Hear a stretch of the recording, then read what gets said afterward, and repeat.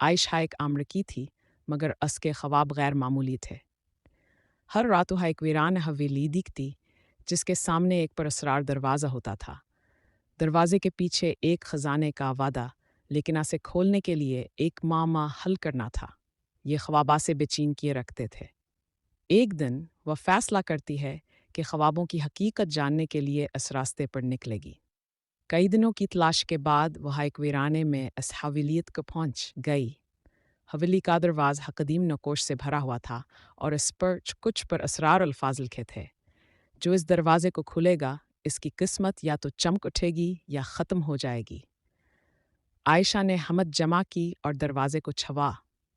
अचानक एक आवाज़ गूंजी, यहाँ आने वाली तुम पहली नहीं हो, लेकिन क्या तुम वो हो जिसका इंतज़ार था?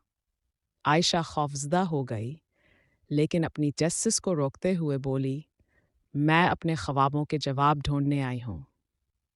दरवाज़ा खुद ब खुद खुल गया और वह एक तवील तारीक कॉरिडोर में दाखिल हुई। दीवारों पर कदीम नक्शुनगार और पुरस्कार इलामात थीं, जो वह एक गहरी अनीसनाती थे। अचानक एक चमकती हुई रोशनी ज़ाहिर हुई और एक बूढ़े शख्स के रुहास के सामने आ गई। तुम्हें इस दरवाजे तक मेरे ख्वाबों ने पहुंचाया है, लेकिन यह सिर्फ आगाज़ है।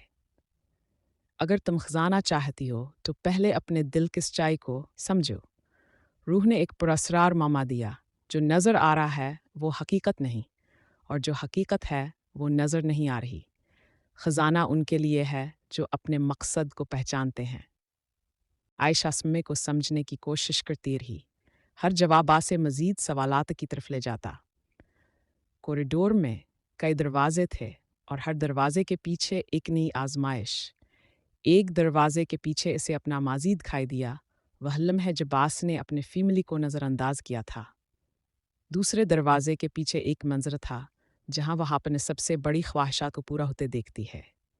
लेकिन आखिर दरवाजे ने इसे एक आईना दिखाया जहां उसका सामना खुद से हुआ।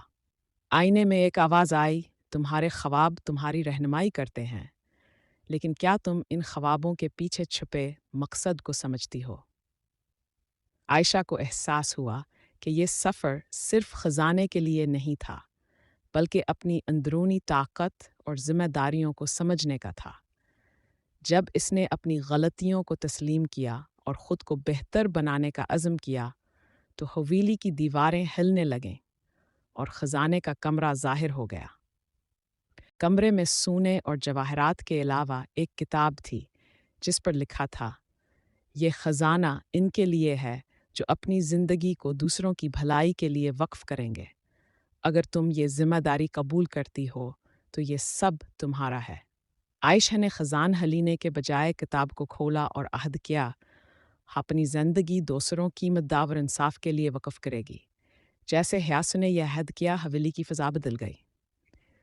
रोशनी फैल गई और हवेली की पुरस्कारियत ख़त्म हो गई। वापस जाते हुए आयशा को एहसास हुआ कि ख्वाब सिर्फ रहनुमाई करते हैं, लेकिन मकसद को पहचानना और अमल करना हमारी अपनी ज़िम्मेदारी है।